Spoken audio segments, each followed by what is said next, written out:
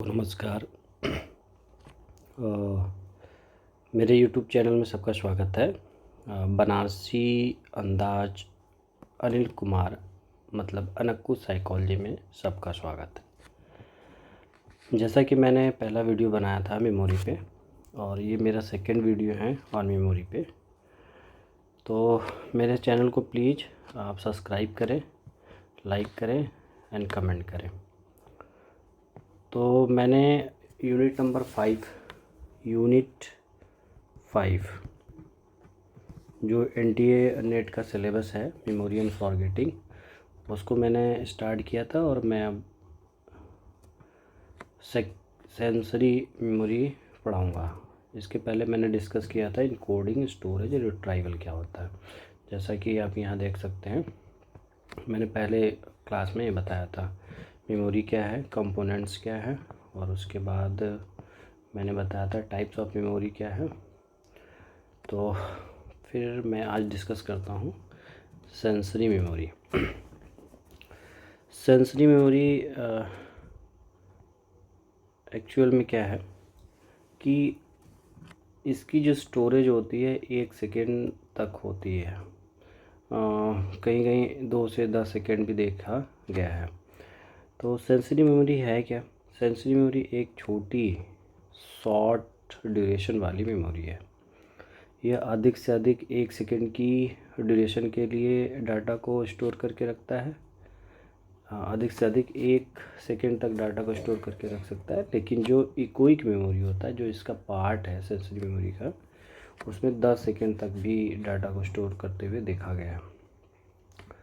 तो मतलब जो मेमोरी डाटा को 1 सेकेंड की अवधि से कम तक स्टोर करके रखती है, उस तरह की मेमोरी को हम सेंसरी मेमोरी कहते हैं। तो सेंसरी मेमोरी को नाइजर ने 1967 में 2 पार्ट में बांटा।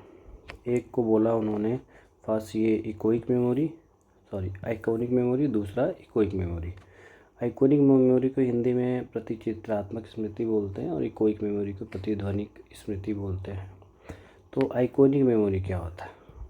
आइकॉन, नाइजर ने बताया कि जो हम विजुअल सेंसरी मेमोरी है हमारी, मतलब जिससे जो हम आँखों से देखते हैं, वो सारी चीज़ें हमारे दिमाग में जाके स्टोर होती हैं। और जब हम चीज़ों को देखते हैं, विजुअल सेंसरी मेमोरी है, और जिसमें स्टिमुलस को हटा लिए जाने के बाद भी उसका विजुअल इम्प्रेशन कुछ समय के लिए मन में बना होता है। मतलब जो कुछ भी हम यहाँ आँख से देखते हैं ना, आँख से आप जो कुछ भी देखते हैं, जो भी इंफॉर्मेशन, जो भी यहाँ पे कोई मान लीजिए स्टिमुलस है और ये आँख पे जा रहा है, जो कुछ हम ये देख रहे हैं वो 1 सेकेंड से कम तक समय के लिए क्या होती हैं, ब्रेन में जाके स्टोर होती है। फिर वो वहीं से क्या होती हैं, रिमूव हो जाती हैं, फॉरगेट हो जाती हैं। तो जो हम आँखों से देख करके स्नैपशॉट बनाते हैं, जो भी इमेजेस बनाते हैं, उस तरह की जो मेमोरी स्टोर होती है उसको बोलते हैं आइकॉनिक मेमोरी। बस इसका ड्यूरेशन क्या होगा, 1 सेकेंड से कम होगा। जो इमेज को हम बनाते हैं आइकॉन के रूप में, वो स्नैपशॉट के द्वारा बनाते हैं। स्नैपशॉट लेते हैं, उसके बाद कोई भी चीज़, जैसे मान लीजिए अगर हम रास्ते से चल रहे हैं, मान लीजिए ये रोड है, इस रास्ते से हम जा रहे हैं, इधर की तरफ जा रहे हैं, तो रास्ते में बहुत सारी चीज़ें आपको दिखाई देंगी ना। दुकान दिखाई देगा, फिर कोई सामान बिक रहा हुआ वो भी दिखाई देगा। एवरीथिंग, इधर आसपास जितने भी इधर आपको स्टिमुलस है आपके आँख के सामने आ रहे हैं, सभी आपके ब्रेन में स्टोर हो रहे हैं यहाँ पे। लेकिन क्या है कि वो 1 सेकेंड के अंदर ही फॉरगेट भी हो जा रहा है। यहाँ इनकोडिंग भी हो रही है और यहाँ से फॉरगेट भी हो रहा है। तो दोनों चीज़ हो रही है, एक तो इनकोडिंग हो रही है, दूसरा फॉरगेट भी हो रहा है। तो 1 सेकेंड के लिए सारी स्टिमुलस या सारे चीज़ें आपके आँख के सामने आती हैं और वो फिर तुरंत भूल जाते हैं। और दूसरा एग्जांपल ऐसे समझ सकते हैं, जैसे कि आप रूम में बैठे हैं और अपनी आँखों को चारों तरफ घुमाइए, आपको सारा चीज़ रूम में आपके आँख से कैप्चर होगा, आपके ब्रेन में जाएगा, वो इनकोड भी होगा, बट क्या होगा, कुछ ही देर के बाद वो भूल भी जाएगा कि आपने क्या क्या भी देखा था। तो 1 सेकंड तक के लिए डाटा जो स्टोर होता है उसको हम बोलते हैं आइकॉनिक मेमोरी। यहाँ से एक एक्सपेरिमेंट बहुत फेमस है, स्पर्लिंग ने 1960 में एक एक्सपेरिमेंट किया। और उस एक्सपेरिमेंट में उन्होंने क्या बताया, एक कार्ड पे ऐसे कार्ड को दिया और कार्ड पे कुछ अक्षर लिखे हुए थे और इन अक्षरों को याद करने के लिए दिया गया।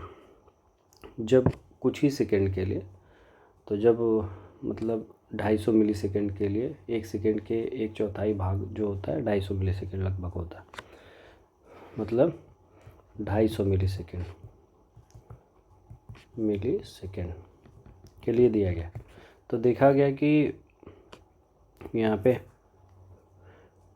इस कार्ड को जब दिखाया गया, इस कार्ड के सारे अक्षरों को, ये वर्टिकल ऐसे ऐसे लिखे हुए हैं, इधर 3 अक्षर इधर, 3 अक्षर इधर, 3 कैरेक्टर इधर लिखे हुए दिखाया गया, इस पूरे कार्ड को दिखाया गया। जब वापस बाद में पूछा गया कि आपने कितने कार्ड को देखा, कितने अक्षर को देखा, तो उसमें से कुछ ही अक्षर को बताने में, या 3, 4 से 5 अक्षरों को बताने में क्या रहे, समर्थ रहे, और बाकी सारे अक्षर को भूल गए। तो इस एक्सपेरिमेंट से ये पता चला कि जो हम आँख से देखते हैं, स्नैपशॉट लेते हैं, जो भी इमेजेस देखते हैं, वो कुछ ही सेकंड, मतलब 1 सेकंड से भी कम, मतलब सेकंड के कुछ भाग तक, कुछ मिली सेकंड तक कह सकते हैं, ही स्टोर रहते हैं हमारे दिमाग में। फिर वो क्या होते हैं, फॉरगेट हो जाते हैं।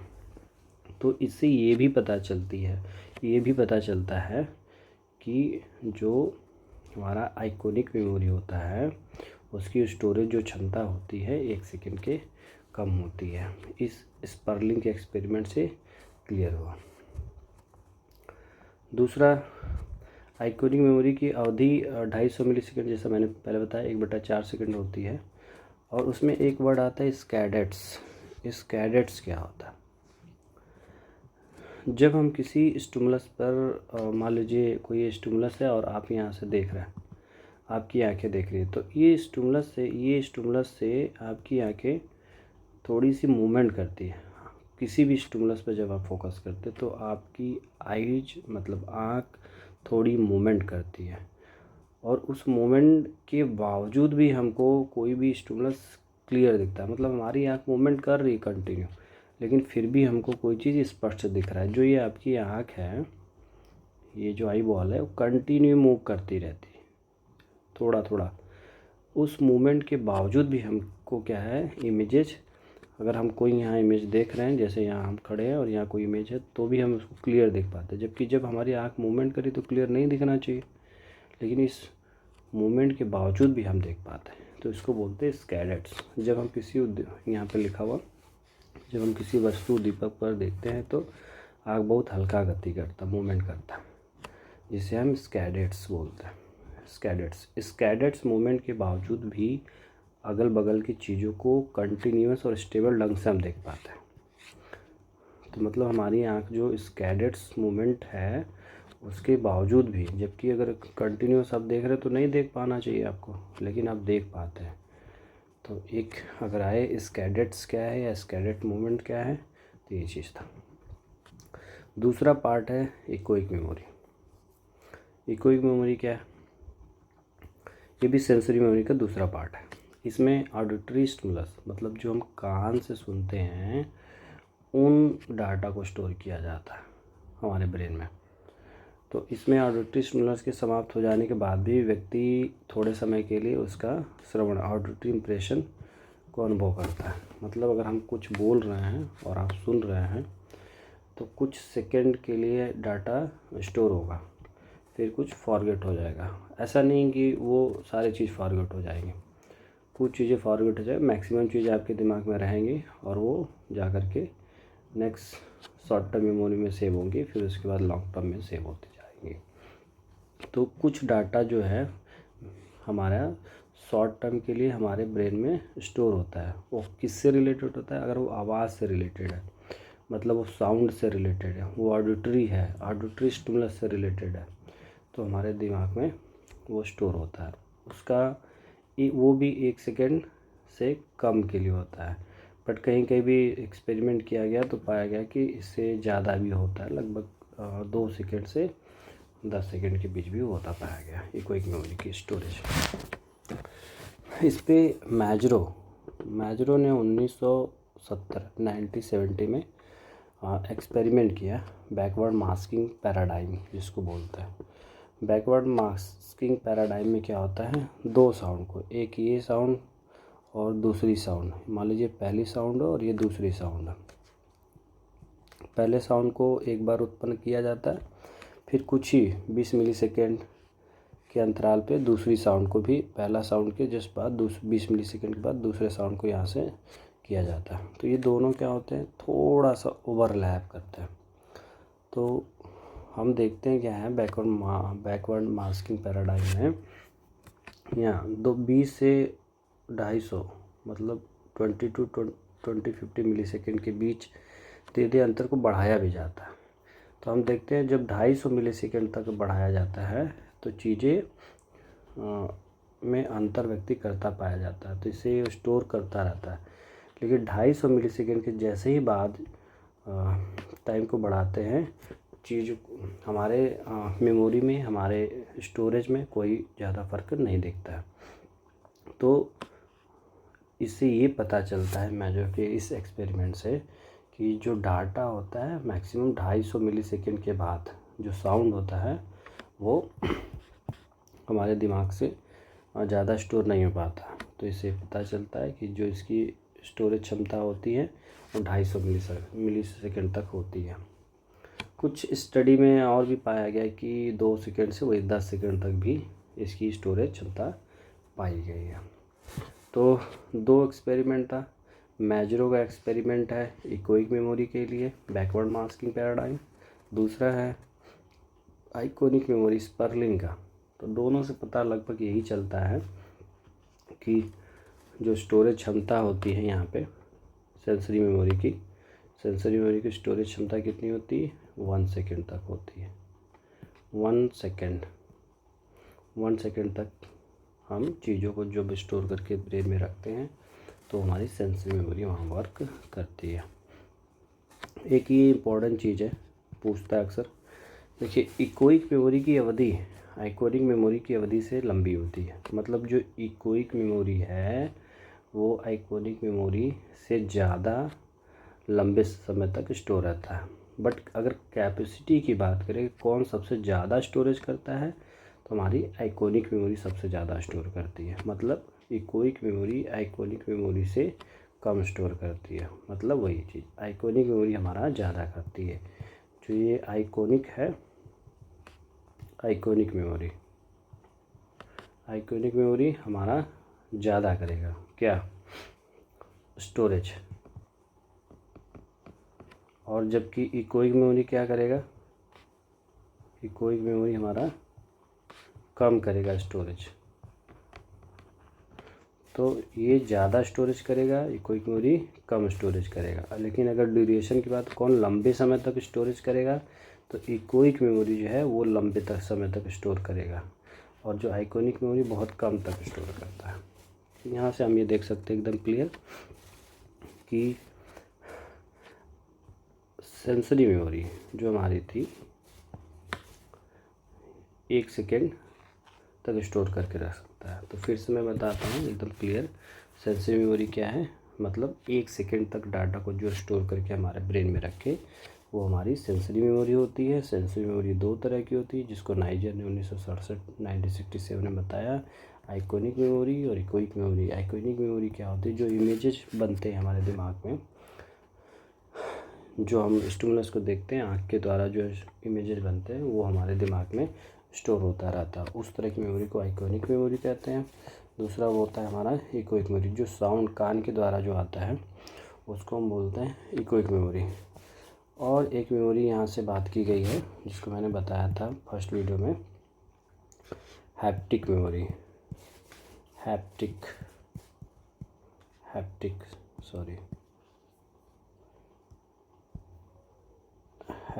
मेमोरी।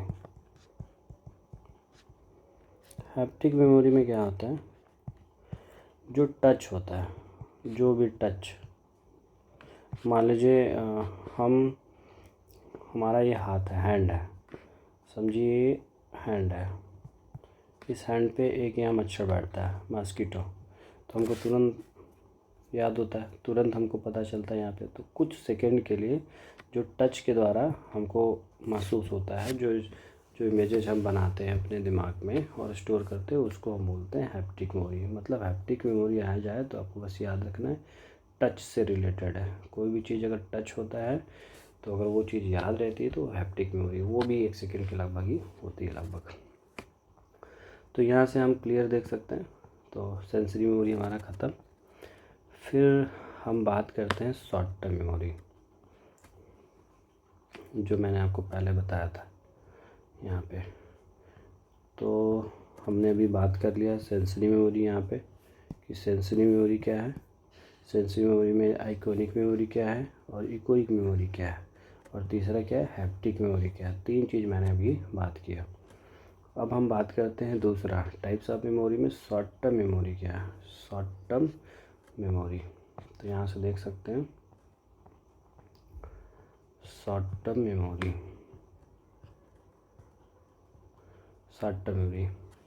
कह रहा है STM, इसको शॉर्ट में बोलते हैं STM, शॉर्ट टर्म मेमोरी। तो STM से मतलब उन लिमिटेड इन्फॉर्मेशन के स्टोरेज या संचयन से होता है जिसे थोड़े समय अर्थात 1 सेकेंड से लेकर के 20 से 30 सेकेंड तक के लिए एक्टिव स्टोर में रख पाता है। मतलब जब हम डाटा को अपने इस ब्रेन में कितने देर तक स्टोर करके रख पाते हैं, 1 सेकेंड से ज़्यादा, 1 सेकेंड से ज़्यादा, और मैक्सिमम कितना 30 सेकेंड तक। 1 सेकेंड से लेकर के जब हम 30 सेकेंड तक डाटा को स्टोर करके रखते हैं तो उस तरह के स्टोरेज, उस तरह की मेमोरी को हम बोलते हैं शॉर्ट टर्म मेमोरी। इसके पहले मैंने बताया था सेंसरी मेमोरी 1 सेकेंड तक था, 1 सेकेंड तक ही वो डाटा को स्टोर करके रख पाता है। बट अगर शॉर्ट टर्म मेमोरी की बात करें तो ये कितने तक स्टोर करके रख पाता है, ये लगभग 1 सेकेंड से 30 सेकेंड तक स्टोर करके रख पाता है। आगे एक एक्सपेरिमेंट है सीरियल पोजीशन कर्व, जिसमें हम देख पाएंगे कि कैसे स्टोरेज होता है। अभी उसको मैं आगे जस्ट डिस्कस करूँगा। इसमें 2 चीज़ें हैं, प्राइमरी इफ़ेक्ट आता है जब हम डाटा को स्टोर करते हैं तो, और एक रिसेंसी इफ़ेक्ट आता है। प्राइमरी इफ़ेक्ट एक एग्जांपल के द्वारा हम इजीली समझ जाएंगे। जब आपको कोई यहाँ पर लेटर याद करने को दिया जाता है, मान लीजिए मैंने कहा कि KLMNOPQTVYZ23WY आप याद करिए, तो आप देखेंगे जब ये फिर मैं आपके सामने ये लाऊं, फिर इसको मैं इरेज ऐसे ढक दूं, तो मान लीजिए मैंने यही कहा KLMNOPQTV, फिर उसके बाद YZ23WBPQ, और फिर मैं इसको क्या करूं, जस्ट यहाँ से इरेज कर दूं और आपसे पूछूं 30 सेकंड तक अगर मैं दिखाऊं इन चीज़ों को और पूछूं, तो आप लगभग यही बता पाएंगे। ये शुरू के कुछ अक्षरों को बता पाएंगे, जैसे KLMN को आप बता देते, और कुछ लास्ट के अक्षरों को आप बता पाएंगे, जैसे आप बता दिए 23WY। तो आप कुछ अक्सर ये होता है, आप कुछ अक्षरों को कुछ पहले अक्षरों को बता पाते हैं, कुछ लास्ट वाले अक्षरों को बता पाते हैं। ऐसा क्यों होता है, एक इफ़ेक्ट माना जाता है जिसको हम बोलते हैं प्राइमेसी इफ़ेक्ट। मतलब जो पहले के अक्षरों को आप बता पाते हैं तो उसको बोलते हैं प्राइमेसी इफ़ेक्ट, और जब आप लास्ट के कुछ अक्षरों को बता पा रहे हैं तो वो भी रिसेंट था, अभी बताया गया था तो आपको याद रहता है, उसको बोलते हैं रिसेंसी इफ़ेक्ट। ऐसा होता है क्यों है, जब हम पहले के अक्षरों को जब हम बताते हैं तो जब शुरू में देखते हैं तो हम उसको रिपीट करते रहते हैं, जिसकी वजह से हमको याद रहता है, तो वो रिपीटेशन पहला होता रहता है। और जो लास्ट वाला जो होता है, ये जो लास्ट का रहता है, वो भी हाल ही में सीखे गए होते हैं, इसलिए हम उसको तुरंत बता पाते हैं। तो इस तरह से दो इफेक्ट देखने को मिलता है यहाँ से, एक प्राइमेसी इफेक्ट, दूसरा रिसेंसी इफेक्ट। तो प्राइमेसी इफेक्ट क्या होता है, पहले के कुछ अक्षरों को बता पाते हैं बहुत ईजिली, बीच के अक्षरों को नहीं बता पाते। जबकि रिसेंसी इफेक्ट में क्या होता है, हाल ही में, मतलब जो लास्ट की चीज़ें होती है उनको हम बता पाते हैं। तो यहाँ से आप देख सकते हैं प्राइमेसी इफेक्ट, यदि अक्षरों या शब्दों का कुछ समूह दिया जाता है तो पहले के कुछ अक्षरों को याद रख पाते हैं, जिसे हम प्राइमेसी इफेक्ट कहते हैं। और रिसेंसी इफेक्ट, यदि अक्षरों या शब्दों को कुछ समूह दिया जाता है तो हम अंत, आखिरी या लास्ट के कुछ अक्षरों शब्दों को याद रख पाते हैं, जिसे हम रिसेंसी इफेक्ट कहते हैं। तो हमने आज दो इफेक्ट पढ़ लिया, एक तो इधर प्राइमेसी इफेक्ट और दूसरा रिसेंसी इफेक्ट। इसको मत भूलिएगा, बहुत एग्जाम में पूछा जाता है इफेक्ट। तो प्राइमेसी इफेक्ट क्या होता है, रिसेंसी इफेक्ट। फिर नेक्स्ट चलते हैं, फिर यहाँ से देखते हैं चंकिंग आता है। चंकिंग क्या होता है, ये भी बहुत बार पूछा जाता है। चंकिंग कह रहा है कि यदि ऐसी प्रक्रिया जिसमें छोटी छोटी सूचनाओं को बांटकर याद करते हैं फिर एज अ होल सूचनाओं को याद रखते हैं, तो उसको हम बोलते हैं चंकिंग। जैसे आपको अगर मैं ये दे दूँ, ये लेटर दे दूँ कि आप CGLNETJRFJEE ये याद रखिए, तो आपको याद करना बड़ा मुश्किल होगा। लेकिन अगर हम इसको छोटे छोटे पार्ट में कर लें, जैसे CGL, ये CGL पहला चंक बन गया, CGL याद करो। फिर यहाँ से देखिए NET का एक पार्ट ले लिया, ये नेट हो गया। फिर JRF का एक पार्ट हो गया, ये JRF हो गया। और JE का एक पार्ट हो गया। ये हमने इसके 4 चंक बनाए हैं। और अब आपको CGL याद रखना बहुत आसान है, नेट याद रखना बहुत ही आसान है, JRF याद रखना बहुत आसान है, JE रखना बहुत आसान है। अब इन चारों को मिला दीजिए, तो जब आप तो छोटा छोटा चंक याद कर लेंगे, तो जब उसको बाद में मिला देंगे तो एज अ होल आप इसको बहुत ईजी याद कर पाएंगे। तो ये बहुत यूजफुल होता है हमारी मेमोरी को इन्हेंस करने में। जब हमको पूरी चीज़ें याद ना हो एज अ होल, तो हम उसको छोटे छोटे पार्ट में कर देते हैं, तो उसको हम बोलते हैं चंक। और इस प्रोसेस को ही बोलते हैं चंकिंग। तो छोटे छोटे चंक में हम चीज़ों को याद करें तो हमको बहुत ईजिली याद हो पाएगा। तो जब हम शॉर्ट टर्म मेमोरी की बात करते हैं, तो शॉर्ट टर्म मेमोरी में हमको चंक के रूप में चीज़ों को याद करें तो हमको बहुत ईजी से याद हो जाएंगी चीज़ें। STM के महत्वपूर्ण अध्ययन में हम क्या क्या पढ़ेंगे।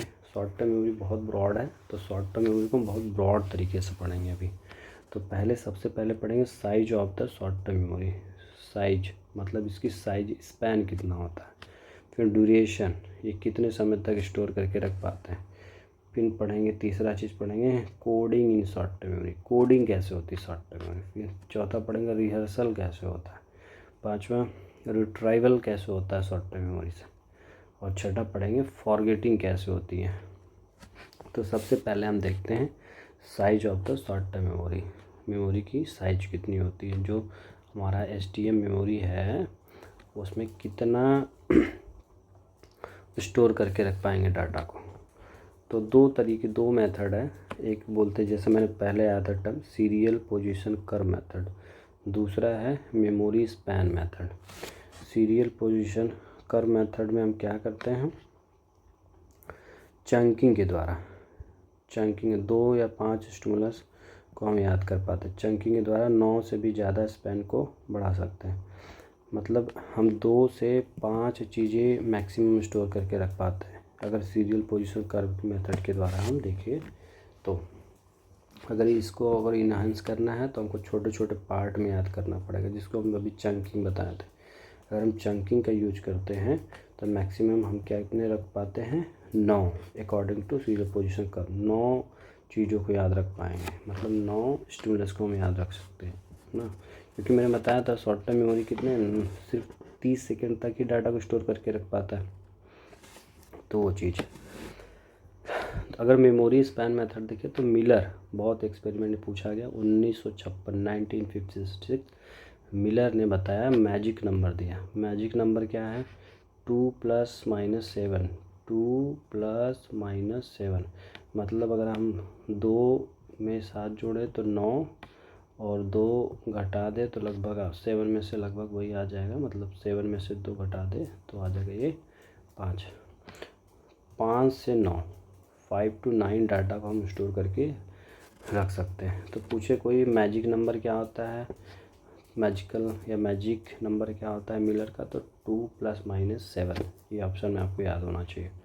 और ये क्या बताता है, ये बताता है कि शॉर्ट टर्म मेमोरी में हम डाटा को कितना डाटा स्टोर करके रख सकते हैं। तो 5 से 9 डाटा स्टोर हम कर पाएंगे, मैक्सिमम 9 डाटा स्टोर करके रख पाएंगे, कम से कम 5 डाटा आप स्टोर कर सकते हैं। तो एक चीज़ क्लियर हुई, size of the short term memory. Short term memory में कितने डाटा स्टोर होते हैं। तो यहाँ अगर हम सीरियल पोजीशन कर्व की बात करें तो 2 से 5, और मैजिक नंबर या मेमोरी स्पैन मेथड की बात करें तो 5 से 9।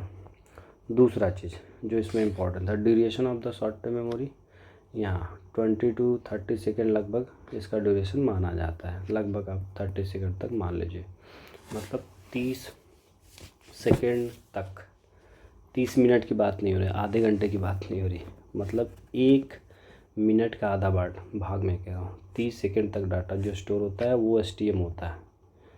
30 मिनट नहीं, 30 सेकेंड याद रखिएगा। 30 सेकेंड मतलब घड़ी टिक टिक टिक टिक जो करती है 30 बार कर देगी, तो जो डाटा स्टोर उतने देर के लिए कर पाते हैं वो हमारा STM होता है, शॉर्ट टर्म मेमोरी। इसका ड्यूरेशन कितना होता है देखते हैं। इसको 2 टेक्निक से जान सकते हैं, एक तो डिस्ट्रैक्टर टेक्निक है, दूसरा प्रोब टेक्निक है।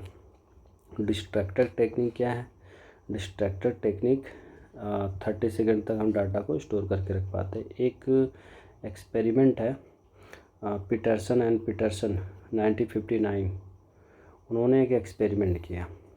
किसने, पीटरसन एंड पीटरसन ने 1959 में एक एक्सपेरिमेंट किया।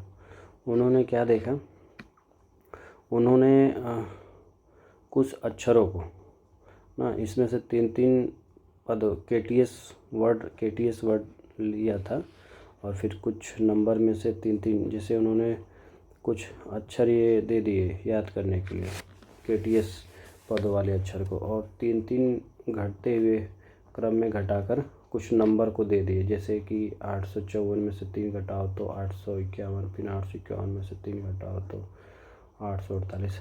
आपको बीच बीच में ये भी बोलना था और कुछ KTS वर्ड को याद भी करना था। तो पीछे की ओर गिनने में लगे सेकंडों की संख्या, जब हम पीछे की तरफ गिनते गए नंबर को ये, तो क्या हुआ, एक बहुत मज़ेदार एक्सपेरिमेंट था ये। तो सही रिकॉल किए गए ना त्रिवेणी पदों मतलब KTS वर्ड ये का परसेंटेज है। तो सबसे पहले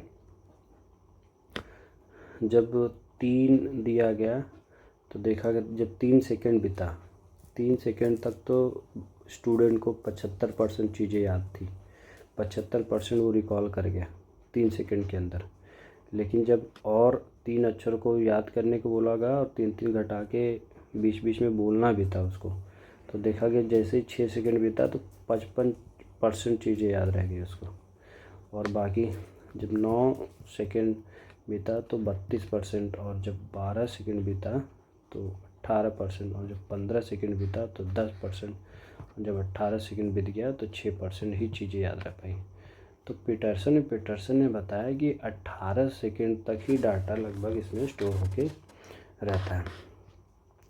तो ये पीटरसन का एक्सपेरिमेंट था, उन्होंने लगभग बताया कितना 18 सेकेंड तक डाटा हम स्टोर करके रख पाते हैं शॉर्ट टर्म मेमोरी में। तो इसको बोलते हैं डिस्ट्रैक्टर टेक्निक। डिस्ट्रैक्टर टेक्निक क्यों है, क्योंकि हम डिस्ट्रैक्ट कर रहे थे, जब हम 3 अक्षरों को KTS वर्ड को जब पढ़ रहे थे तो बीच में डिस्ट्रैक्शन के लिए हमने क्या यूज किया था, हमने 3 माइनस करते हुए हमको बीच बीच में बोला जाता था, दूसरा कोई बोलता था या उसको बोलना होता था तो डिस्ट्रैक्ट होता था, तो चीज़ें भूल जाती थी। तो डिस्ट्रैक्टर टेक्निक पे किसका एक्सपेरिमेंट है, पीटरसन का। तो इससे हमको ड्यूरेशन कितना पता चलता है, 18 सेकेंड। फिर दूसरा है प्रोब टेक्निक। प्रोब टेक्निक किसका है? वॉग एंड नॉर्मन ने 1962 टू 1965 में एक्सपेरिमेंट किया। वॉग एंड नॉर्मन ने 1962-1965 में एक्सपेरिमेंट किया। उन्होंने बताया कि इसमें कुछ अक्षरों या अंकों के समूह को दिया जाता है, फिर प्रोब क्यू के रूप में एक अक्षर को या अंक के उपस्थित किया जाता है, फिर दायां बाएं के अक्षर को पूछा जाता है। सिंपल सा एक एग्जांपल देखते हैं कि आपको 7, 8, 9, 2, 4, 3, 5 नंबर दिया गया याद करने को, और अब बाद में आपसे पूछ लिया जाएगा 9 के, जो ये 9 है 9 के बाएं ना, 9 के बाएं मतलब क्या हो जाएगा? 9 के बाएं कौन सा अक्षर आएगा, या फिर 9 के दाएं कौन सा अक्षर आएगा, या फिर ये आपसे पूछ लिया जाएगा कि बताइए 3 के बाएं कौन सा अक्षर आएगा, 3 के दाएं कौन सा अक्षर आएगा। तो ये एक प्रोब टेक्निक है, मतलब उस अक्षर के जस्ट बगल में पूछ लेना। तो ये प्रोब टेक्निक है। क्यू, आपको क्यू दिया जाता है, प्रोब क्यू के रूप में दिया जाता है, फिर आप उसको याद करके बताते हैं। तो इसमें भी देखा गया एक्सपेरिमेंट में, प्रोब टेक्निक में भी चीज़ें लगभग 30 सेकंड तक चीज़ें याद रह पाती हैं लोगों को। तो जैसे इसमें 9 के बाएं पूछा जाए तो आपका 9 के बाएं 8 है, तो 8 आंसर आएगा। अगर कोई बताता तो ये प्रोब टेक्निक के द्वारा बताता। तो वॉग एंड नॉर्मन ने भी एक्सपेरिमेंट किया। तो ये क्यों किया दोनों ने? मतलब पीटरसन, वॉग एंड नॉर्मन दोनों का एक्सपेरिमेंट किससे रिलेटेड था? सिर्फ ये जानने के लिए कि ड्यूरेशन, कितना समय तक हम डाटा को स्टोर करके रख पाते हैं। तो ड्यूरेशन इससे पता चल गया, ड्यूरेशन कितना होगा? 20 से 30 सेकेंड लगभग हम डाटा को स्टोर करके रख पाते हैं। तो इसीलिए शॉर्ट टर्म मेमोरी की ड्यूरेशन कितना होता है? 20 से 30 सेकेंड इसका ड्यूरेशन है। याद रखिएगा, 1 सेकेंड से ज़्यादा और 20 से 30 सेकेंड तक लगभग, अगर पीटरसन के अकॉर्डिंग पूछे तो 18 सेकेंड। फिर तीसरी चीज़ आती है इसमें, तीसरी चीज़ आती है कोडिंग। हम कोडिंग कैसे करते हैं? तो कोडिंग के लिए,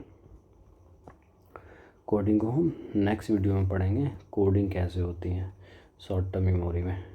तो आज हम रिवाइज कर रहे हैं अपने क्लास को, हमने क्या क्या बताया ध्यान से देखिए। हमने शॉर्ट टर्म मेमोरी सिर्फ बताया, शॉर्ट टर्म मेमोरी की स्टोरेज क्षमता कितनी होती है। शॉर्ट टर्म मेमोरी पहले मैंने सेंसरी मेमोरी बताया था आपको। सेंसरी मेमोरी क्या होता है? 1 सेकेंड तक डाटा को स्टोर करके रखता है। सेंसरी मेमोरी में याद रखिएगा दूसरी चीज़ कि इसमें नाइजर ने 1960 में 2 पार्ट बताए, एक आइकॉनिक मेमोरी, दूसरा इकोइक मेमोरी।